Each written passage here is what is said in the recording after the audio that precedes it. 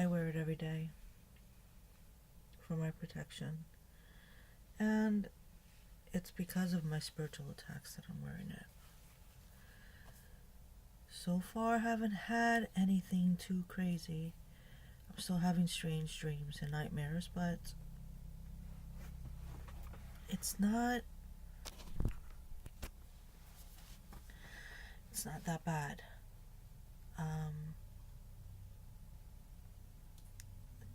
Now, I'm not saying that wearing this crystal and the sage is some kind of magic powers that's going to keep the evil away, but in a way, it does help, because what do they use to cast out evil spirits from someone's home?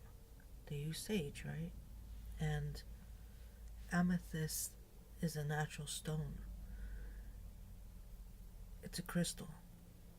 And if you do research on it, it's supposed to help keep away negative energy.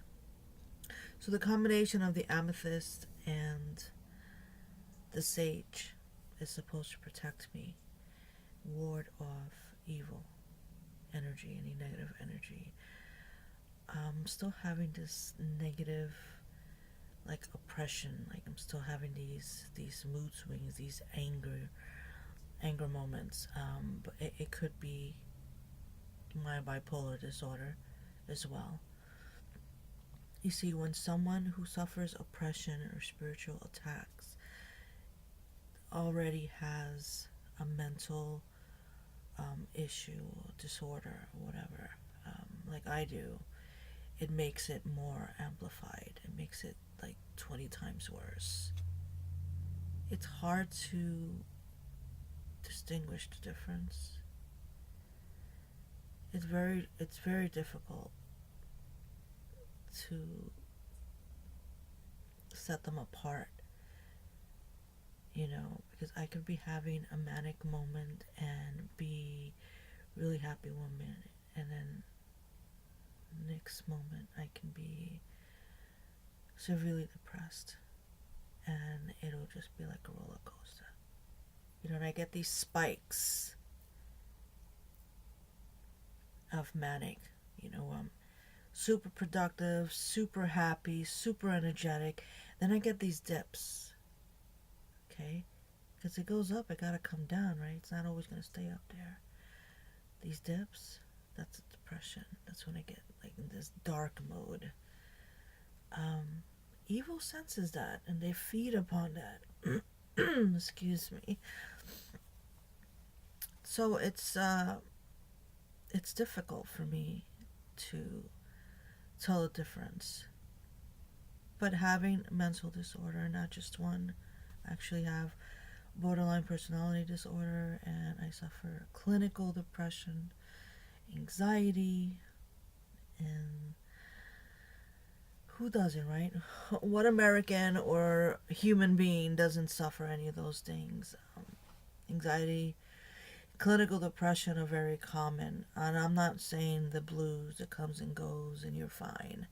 Clinical depression requires treatment and medication, which I am not undergoing any.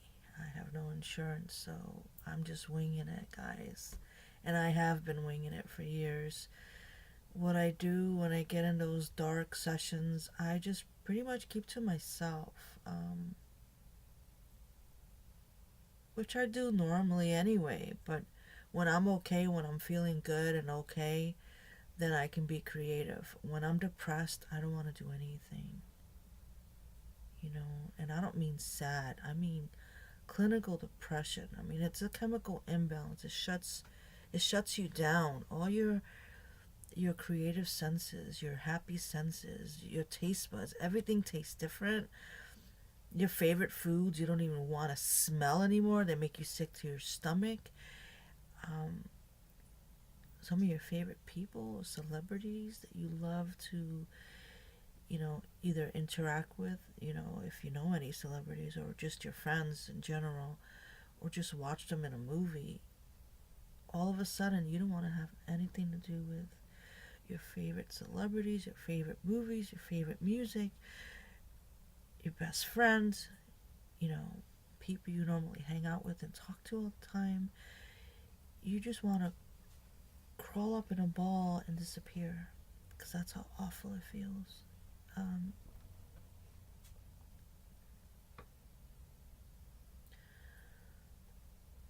I've reached out for help. I've reached out for online counseling, but I can't afford it. And it's affordable, but I can't afford it. I'm on a very tight budget. I can't even spare for that. And I think it's what, 30, 40 something dollars a month for, there's different types of online counseling websites that you can go to.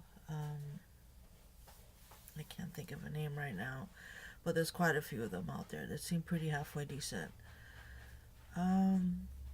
Which would be perfect for me too, because I don't like to have to go somewhere and meet a stranger and sit in their office and tell them my life story. It's so uncomfortable, It's not easy to sit in front of my webcam and talk about my personal life either. You think that's a bowl of cherries with whipped cream on it? No, it's not. Especially when I have to review my footage and edit it. It makes me cry. I make myself cry because I see the pain, and I recognize that pain because it's my pain, been there, done that for years and years. I've suffered, clinical depression and bipolar disorder and borderline personality. I think is my most recent diagnosis, and I think that kind of developed from the bipolar disorder and being depressed and anxiety. Somehow it just developed. I wasn't told that I've had it all my life. This was just a recent diagnosis, so, or maybe they just didn't catch it before. I don't know, whatever. But there are times that I just fly off the handle and I just hate everything, hate everyone. If I had a huge bazooka, I just blow everything up. That's how I feel. And I'm the type of person, I don't like violence, I don't want to hurt anyone or anything. I love butterflies, puppies, kittens, and, I love cartoons. I like making people laugh. So when I get in that dark place, it's not a good place to be, for anybody.